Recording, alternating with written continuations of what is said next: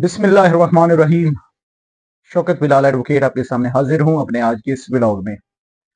इस वक्त social media या मुल्क में कहा जाए तो सबसे जो काबिल नफरत शख्स है, पहले नंबर पे मैं कहूंगा वो अता तारड़, और दूसरे नंबर पे मोहसिन नकवी जो कि वजीर दाखिला हैं। अता तारड़ ने आज एक बड़ी मज़ेका खेज किस्म की प्रेस कॉन्फ्रेंस की, वो प्रेस कॉन्फ्रेंस भी आपको सुनाता हूँ। लेकिन उसमें एक बात जो बड़ी अजीब और काबिल नफरत बात मैं समझता हूँ कि अता तारड़ को ये बात अगर ना करता, अपना मुंह बंद रखता, तो शायद वो बेहतर होता। देखें, इस वक्त बोलना हर पाकिस्तानी का फर्ज बनता है। आप इन लोगों की हरकतों पर बोलें, लोगों को बताएं कि आखिर ये क्या चीज, क्या सोच रखते हैं। मैं आपको एक सुनाता हूं आज की प्रेस कॉन्फ्रेंस का हिस्सा। मैं उसके ऊपर ज्यादा तबसरा तो नहीं करूंगा, लेकिन आप लोग जब सुनेंगे तो आपने खुद फैसला करना है और कमेंट्स में बताना है कि आखिर इस पर इंसान क्या कहे। तो ये जरा अता तारड़ की बात सुनिएगा जो उन्होंने आज प्रेस कॉन्फ्रेंस में बोली है। फिर एक प्रोपेगेंडा किया गया जी, बंदा नमाज पढ़ रहा था, उसको नीचे धक्का देके मार दिया। मंडी बाउद्दीन का रिहायशी है, बिल्कुल सही सलामत है, उसकी वीडियो आ गई है, उसके बाजू पे चोट आई है, पट्टियां लगी हुई है और वो टिकटॉक बना रहा था, नमाज नहीं पढ़ा था, उसने अपने दोस्त से चैलेंज किया था।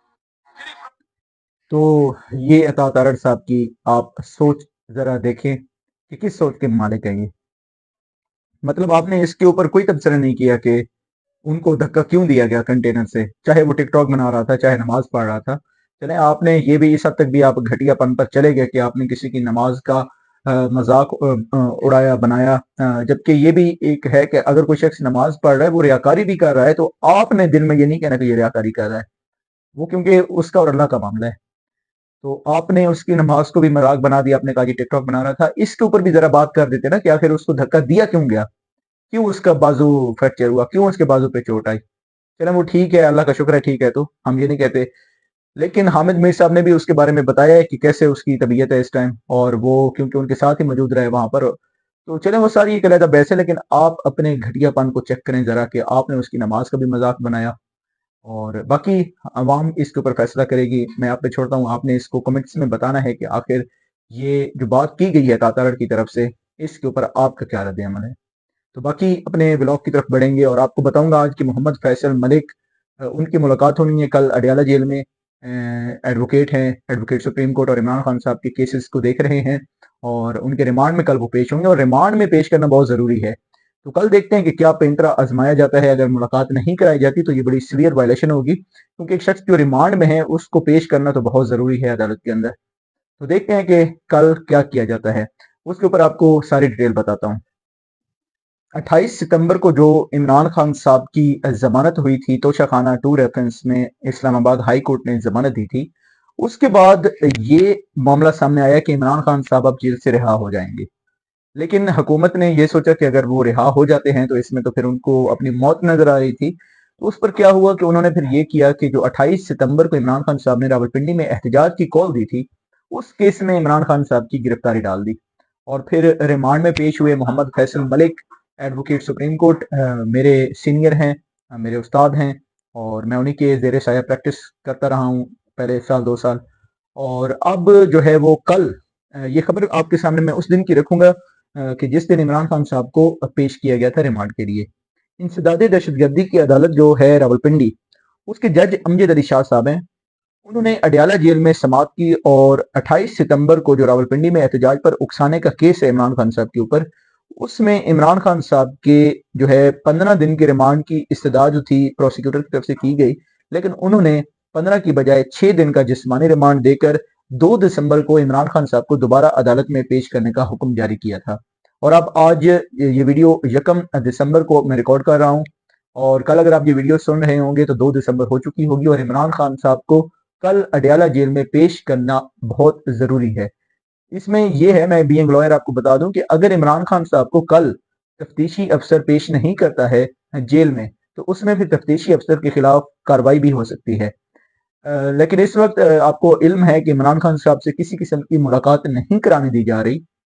कल भी मोहम्मद फैसल मलिक साहब, एडवोकेट सुप्रीम कोर्ट, वो मौजूद रहे अडयाला जेल के बाहर, और उन्होंने परमिशन ली थी, ऑर्डर लिया हुआ था ऑनरेबल कोर्ट से, और इन्वेस्टिगेटिंग ऑफिसर को ऑनरेबल कोर्ट की तरफ से ये ऑर्डर जारी किया गया था कि आप इमरान खान साहब की उनके वकला से मुलाकात करवाएं। लेकिन उस ऑर्डर के बावजूद कभी जेल इंतजामिया कहती थी कि ये हमारा मामला नहीं है, पुलिस जो है वो उन्होंने भी जो है वो मुलाकात कराने की कोई हामी नहीं भरी, और इस तरह से वो काफी देर वहां पर बैठे रहे जेल के बाहर, लेकिन मुलाकात नहीं कराई गई। तो अब ये क्या सराइयां कल इंशाल्लाह दम तोड़ जाएंगी अगर इमरान खान साहब को कल रिमांड में पेश कर दिया जाता है और फैसल साहब वहां पर पेश होते हैं, और फिर वो बताएंगे अपना सारा अहवाल कि वो किस कंडीशन में रहे।